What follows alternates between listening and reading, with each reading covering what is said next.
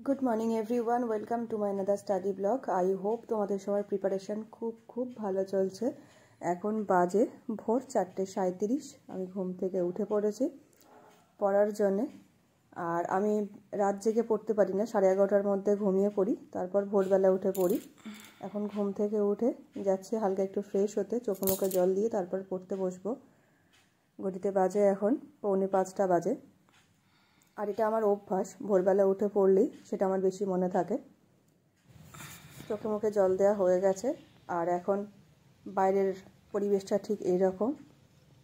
পুকুরের চারিদিকে মনে হচ্ছে যেন কেউ লাইট জ্বালিয়ে রেখেছে।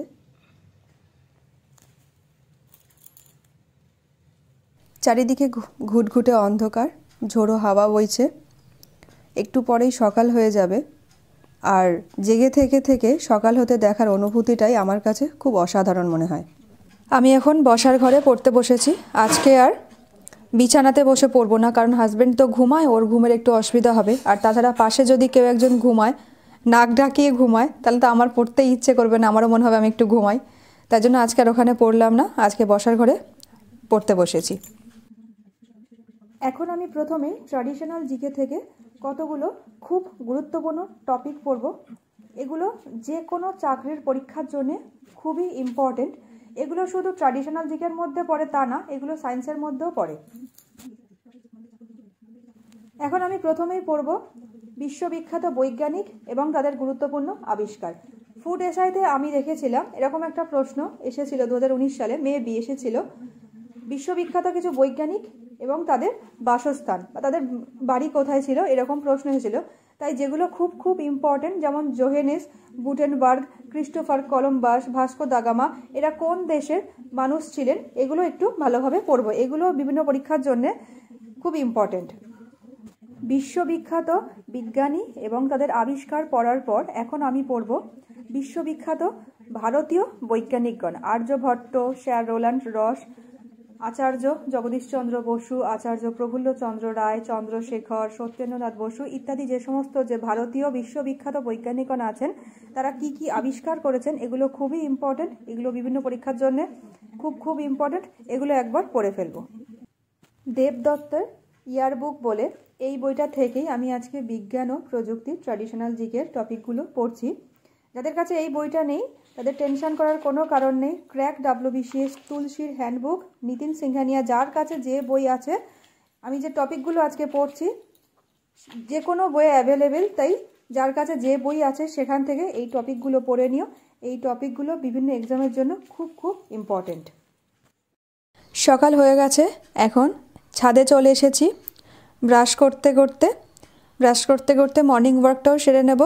আর এই যে আগের দিন আমার হাজব্যান্ড গাছগুলো এনে বসিয়েছিল ছাদে, ফুল ছিল, ফুল সমেতই গাছ বসিয়েছিল, তার পাশাপাশি আবার নতুনও ফুল ফুটেছে, দেখতে খুব সুন্দর লাগছে। আর এই যে গোলাপ গাছ এনেছিল আমার হাজব্যান্ড, কুড়ি সমেত গাছ এনেছিল, ফুলটা ফোটারই কথা 2-1 দিনের মধ্যে, কিন্তু হনুমানের দল যে আসলো, এসে তাদের কি ভালো লেগেছে কি জানি, ফুলের কুড়িগুলো সব চিবিয়ে খেয়ে ফেলে দিয়েছে। আর এই চন্দ্রমল্লিকার গাছে কুড়ি হয়ে আছে, কবে ফুল ফুটবে কি জানি।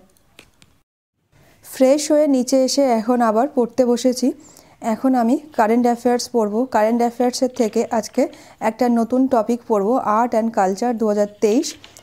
আর তার সাথে আজকে এর আগে যতগুলো টপিক পড়েছি 5টা বা 7টা, এই সপ্তাহে সেই টপিকগুলো একবার রিভিশন দিয়ে নেব। আর রিভিশন দেওয়াটা খুবই জরুরি। শুধুমাত্র পড়লেই একদিন পড়লাম হয়তো মুখস্থ হয়ে গেল, কিন্তু সেটা যে অনন্তকাল মাথায় থাকবে তেমনটা না। তাই প্রত্যেকটা জিনিস বারবার রিভিশন দেওয়া প্রয়োজন। তাই আজকে আমি কারেন্ট অ্যাফেয়ার্সটা রিভিশন দেবো এখন। আর তোমাদেরকে বলবো যারা কারেন্ট অ্যাফেয়ার্স নিয়ে খুবই চিন্তিত, কিভাবে কি নোটস তৈরি করবে বা কিভাবে পড়বে, যদি বাংলাতে কোনো চ্যানেল ফলো করতে হয় তাহলে তোমরা নলেজ অ্যাকাউন্ট আছে, প্রত্যেক দিন কারেন্ট অ্যাফেয়ার্স দেয়, নিউ ভিডিও, সেগুলো তোমরা লিখে নিতে পারো। আর যদি মনে করো যে না, টপিক ওয়াইজ তোমরা মুখস্থ করবে বা নোটস দরকার, তাহলে হিন্দিতে 2টো চ্যানেল আছে, ইন্দোলোগাস আর কারেন্ট অ্যাফেয়ার্স আপডেটেড বলে। এই 2টো চ্যানেলের মধ্যে যে কোনো একটা চ্যানেল দেখে তোমরা টপিক ওয়াইজ কারেন্ট অ্যাফেয়ার্স লিখে নিও। এবং সাবজেক্ট ওয়াইজও ওখানে ক্লাস করায়, যেরকম হিস্ট্রি, জিওগ্রাফি, সায়েন্সের জন্য আলাদা কারেন্ট অ্যাফেয়ার্স ওগুলোও থাকে, ওগুলো আপডেট করে, তোমরা সেগুলো খাতায় লিখে নিও। এগুলো খুবই ইম্পর্টেন্ট। কারেন্ট অ্যাফেয়ার্স রিভিশন দিয়ে এখন চলে এসেছি রান্না করতে। এই রান্না করতে আমার খুব অস্বস্তি হয়, মনে হয় যেন সারাদিনের এনার্জি এখানে চলে যাচ্ছে আর পড়াশোনা করতে ভালো লাগে না। কিন্তু রিসেন্ট একটা মুভি দেখলাম, 12 ফেল মুভিটা দেখে অনেক মোটিভেশন পেলাম। একটা মানুষ সারাদিন এত পরিশ্রম করেও তারপরেও পড়াশোনা করে আইপিএস হয়েছে, তাহলে আমরা কেন পারবো না। রান্না করে ঘরের টুকিটাকি কাজ সেরে স্নান করে পুজো দিয়ে খেয়ে একটু রেস্ট নিয়ে আবার এখন একটু পড়তে বসলাম। এখন আমি ম্যাথ প্র্যাকটিস করব। ম্যাথটা সামনে ফুড এসআই এক্সাম আছে, তার জন্য খুবই ইম্পর্টেন্ট। শুধু ফুড এসআই কেন, যে কোনো চাকরির পরীক্ষাতে ম্যাথটা একটা খুব গুরুত্বপূর্ণ সাবজেক্ট। আর ফুড এসআইতে ম্যাথটা তো একদম মানে খুবই ইম্পর্টেন্ট একটা সাবজেক্ট বলা চলে, যেখানে 50 নম্বরের প্রশ্ন থাকে শুধু ম্যাথের ক্ষেত্রে। টাইম থাকে খুবই কম, 50 নম্বর থাকে জিকে আর 50 নম্বর ম্যাথ থেকে থাকে টোটাল 90 মিনিট।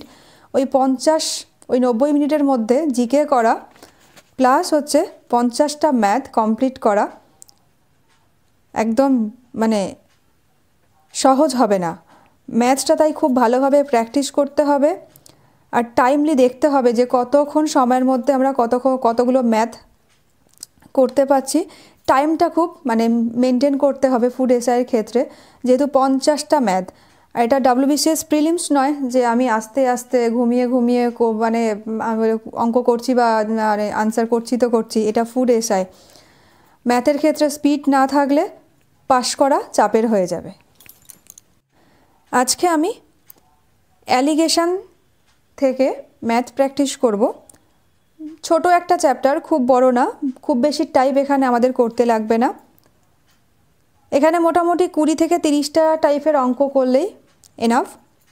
আর অ্যালিগেশন চ্যাপ্টারটা আমার আগে করা আছে, আজকে একবার প্র্যাকটিস করব। আর আমি এখন প্র্যাকটিস করছি সুবীর দাস স্যারের যে বইটা আছে ছায়া প্রকাশনীর, মেবি ছায়া প্রকাশনী, আমি সেই বইটা থেকে আজকে অ্যালিগেশন প্র্যাকটিস করব। তোমরা যারা কম্পিটিটিভ পড়ছো, ফুড এসআই এক্সাম দেবে বা পিএসসি মিসলেনিয়াস ক্লার্কশিপ দেবে, তাদেরকে বলবো ম্যাথটা খুব ভালোভাবে প্র্যাকটিস করো। প্রত্যেক দিন 2টো বা 1টা করে সাবজেক্ট পড়ো, প্লাস 2 ঘন্টা থেকে 2.5 ঘন্টা ম্যাথ প্র্যাকটিস করো। আর ম্যাথ এমন একটা জিনিস, প্র্যাকটিস না করলে ভুলে যাবে।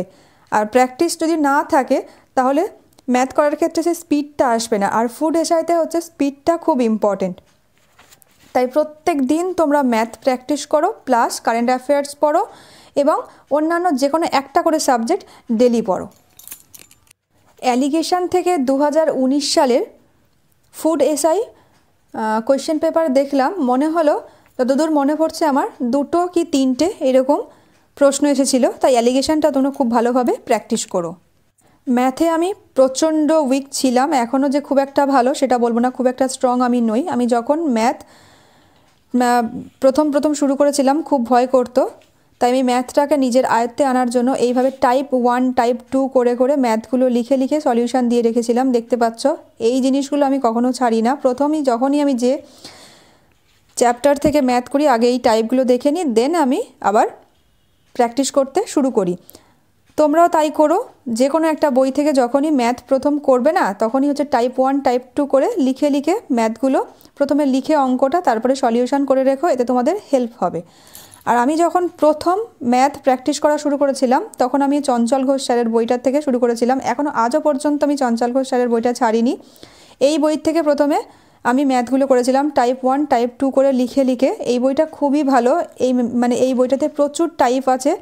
তোমরা যারা ম্যাথে উইক আছো তারা এই চঞ্চল ঘোষ স্যারের বইটা কিনে এইখান থেকে প্রথমে ম্যাথগুলো প্র্যাকটিস করতে পারো। প্রত্যেকটা স্টুডেন্ট, এমনকি আমার হাজব্যান্ডও এই বইটা থেকেই প্রথমে ম্যাথ প্র্যাকটিস করতো। আর এটা হচ্ছে কামাল হোসেন স্যারের একটা বই।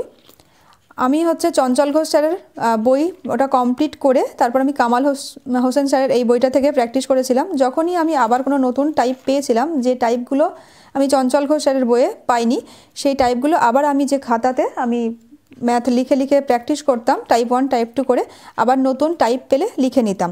তোমরাও এইভাবে প্র্যাকটিস করো, দেখো হেল্প হবে। কারণ পরীক্ষার সময় তো সব ম্যাথ দেখে যাওয়া সম্ভব হয় না, তাই পরীক্ষার আগের দিন যদি আমরা শুধুমাত্র সেই টাইপগুলো দেখে পরীক্ষাতে যাই তাহলে আশা করি আমাদের অনেকটা মনে থাকবে আর হেল্প হবে। তোমরাও এরমভাবে টাইপ 1 টাইপ 2 করে দিয়ে রেখো, দেখবে তোমাদেরও হেল্প হবে। আজকের ভিডিওটা এই পর্যন্তই। আমার ভিডিওগুলো যদি তোমাদের ভালো লেগে থাকে, যদি হেল্প হয় আমার ভিডিওগুলো থেকে তোমাদের, তাহলে প্লিজ লাইক করো, কমেন্ট করো, শেয়ার করো এবং সাবস্ক্রাইব করো। টাটা।